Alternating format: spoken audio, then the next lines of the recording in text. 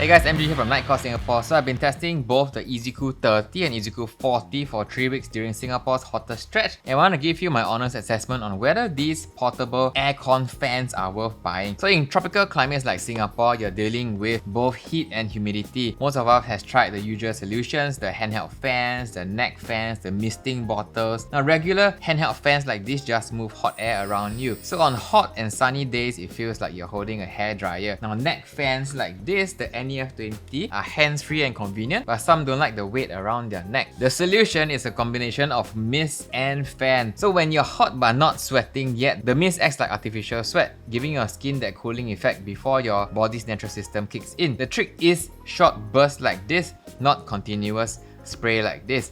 And these new fans from Nitecore does it perfectly. Now I've tested both in my office, outdoors during lunch breaks, and while commuting in 34 degrees heat. So I'll tell you what worked, what disappointed me, and why each model excels in different situations. Now before we dive in, I'll be giving away one IzzCool 30 and 40. So subscribe and comment below about what cooling solution you use during hot weather and how well it works.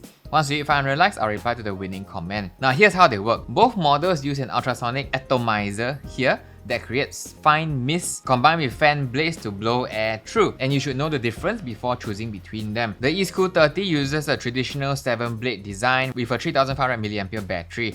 So this you get flexibility and quiet operation. The IzzCool 40 packs a higher speed jet fan on the back here with 5200 mAh battery and 18 watts charging power. So this prioritizes maximum wind speed and endurance. You fill the water tank from up here or the bottom here, press the mist button, and the ultrasonic plate turns water into fine particles that blows through the air. The idea is simple: control evaporation for cooling without getting soaked. That's why the mist comes out in bursts instead of a constant spray. This gives the water time to evaporate off your skin, which creates the cooling effect instead of just making you damp and sticky. So you can have it on constant mist by holding down the mist button like this on both models. So this lets you cover your face and neck very quickly. Now the IzzCool 40 model has a quick cool ability.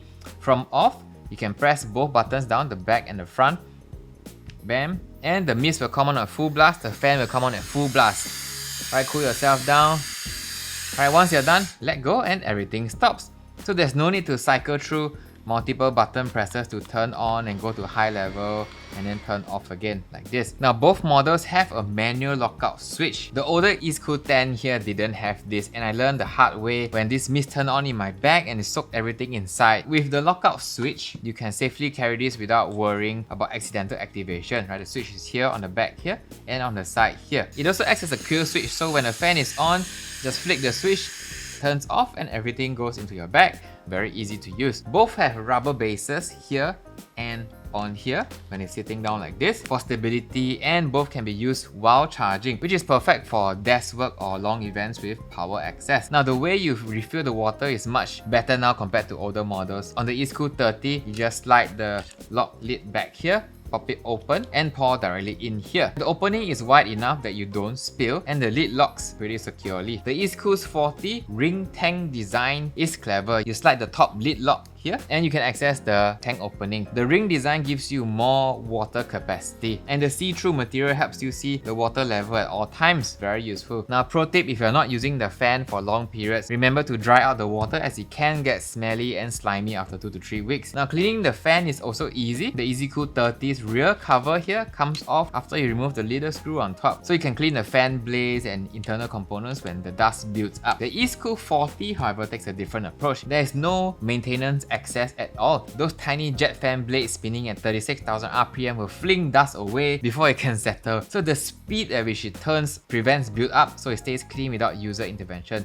But what you need to clean is the dust build up on the grill here, which is pretty easy. Now both cost 89 Singapore dollars and claim the same 16 degrees Celsius cooling, but they feel very different to use. In terms of design, the IzzCool 30 folds at 102 degrees and has a neck lanyard here for hands-free use. So you can place it on a table like this, angle it at any direction you want, also like this, you can blow it at yourself. The IzzCool 40 is fixed at one angle but compensates with more powerful concentrated airflow.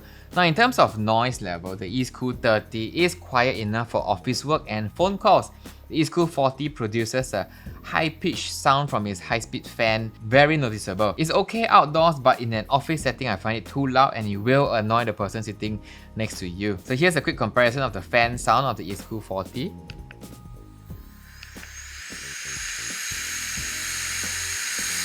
All the way on highest output, okay?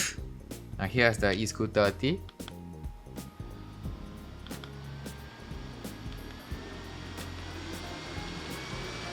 Highest output on the IzzCool 30.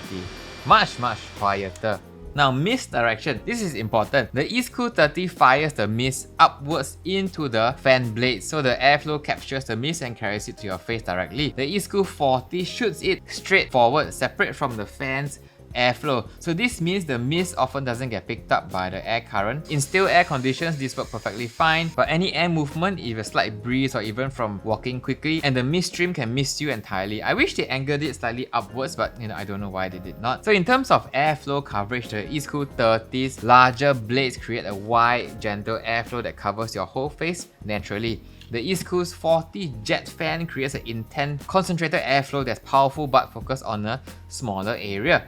Now for battery and charging, the USB-C port here and here. Yes, it can be used while charging. Runtime, the IzzCool 40 wins. 14 hours versus 10 hours on the 30. Now both fans have lasted me days without charging, but if you're leaving it plugged in at your desk at work, then recharge time is not a real issue. IzzCool 40 has an 18-watt fast charging, means 0 to full in 2 hours, while the IzzCool 30 takes about 2.5 hours to charge. Both have fan speed displays and mist indication, while it's on from the side here on the 40 and on the front here on the 30. But if you want to know about battery life, it only shows up when you lock the fan and you press any button. So now it's locked, press any button and it show you 49% remaining. Same with this, lock at the back, press any buttons and you show you 3 dots or 5 dots. One thing to note, both fans mention an apparent temperature drop of up to 16 degrees Celsius. Now that's the wind chill effect from fast evaporation, not your room temperature literally dropping. It depends on humidity, airflow and how you use the mist. In Singapore's condition, expect a 3 to 5 degrees Celsius of perceived cooling, which is still meaningful but not as dramatic as some would imagine it. Now where I use this most of the time is in office, outdoor cafes, warehouse packing. The IzzCool 30 is way better here. Now co-workers didn't notice it running and I could angle it perfectly while typing. The IzzCool 40 sound was too loud for me and the fixed angle here required specific desk positioning. I can't blow it up like this. Now outdoors though, the IzzCool 40 sound is less of a problem and wind speed is much stronger. So you don't have to hold it so close to your face, further away and the wind still hits you. The included neck lanyard lets you hang it in front, hands-free, or you can shoulder sling on the side. The IzzCool 40 only comes with a wrist lanyard like this here.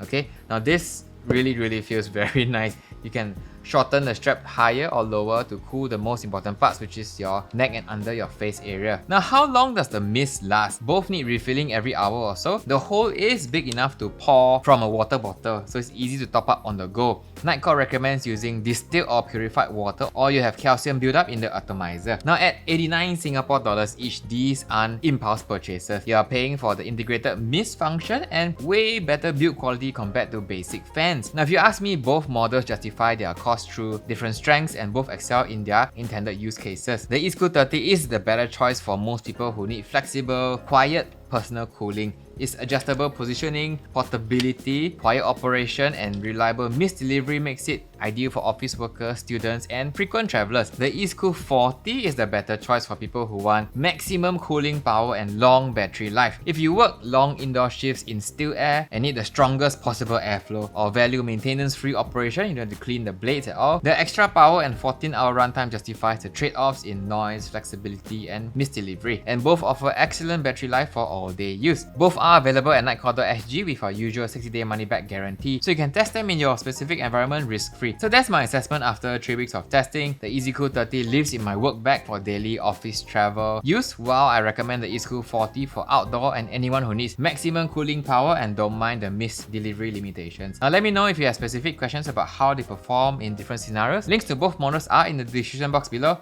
Now if this was helpful, subscribe for more honest gear comparisons focused on real-world performance. I'll see you in the next one. MJ signing out.